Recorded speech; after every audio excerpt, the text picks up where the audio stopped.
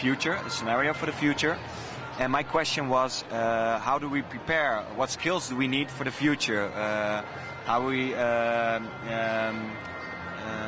do we set up ourselves to go with the flow you presented?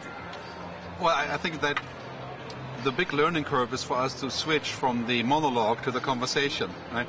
I think if a media company had a CEO that was actually having conversations with their viewers, none of this would be an issue. So the first thing we need to do is get involved in conversations, as useless as they may be at times. Actually get into a conversation with people, because then we start to realize what is actually happening. So the first thing I think that needs to change is our belief about how the world is. Right? So when you sit down in Amsterdam and you watch the kids and what they do, and how they use devices and how they get around and how they interact, all you have to do is basically just look, right, and put your beliefs aside.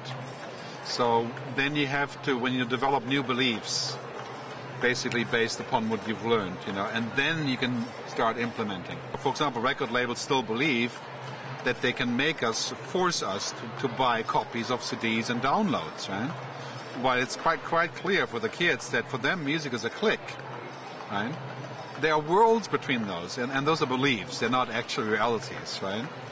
Because you can make lots of money with the clicks, but you have to change your belief that the copy is the only thing you want to sell. So that is the first step. I think, you have to question your assumptions. Are we heading in the right direction now, or are we doomed? Is society doomed as we pursue our goals as we do them right now? Well, I think we're definitely heading in the right direction. I mean, the entire world around us is changing to open platforms. There's very, very little success. Apple, for example, is a success that's controlled. There's very few successes that are controlled now. So travel, banking, insurance, health, communications, everything is opening up, and also a lot of things are becoming flat rate email, flat rate internet, flat rate content.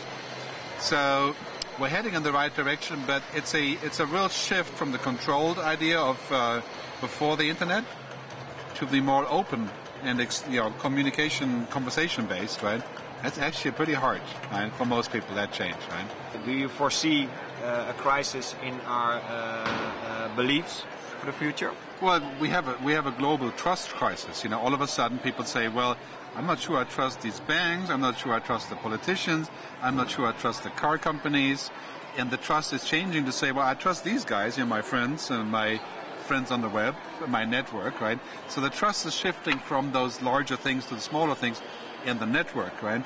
So we have to harvest that, and what Obama is trying to do in America is to put that to work into changing things, right? And so the financial crisis is extremely deep and is not over. It's far from over, right? Because basically the value of money has to be redetermined. And as I was saying in the presentation, social capital and how you make money, maybe one of these days I can pay my landlord, or I can get gas with how many people follow me on the internet or whatever. I can convert that, right? It's not all about producing only cold hard cash, right? I mean, in Africa it's been like this for a long time. Musicians in Africa don't get money to play. They're stars, right? They can stay with somebody for 5 years and live in their house and eat for free. That's how they get money. It's not paid for, but it's money. Okay. Thanks a lot for your time. Enjoy. And we hope to hear from you soon. Yes. Thank you.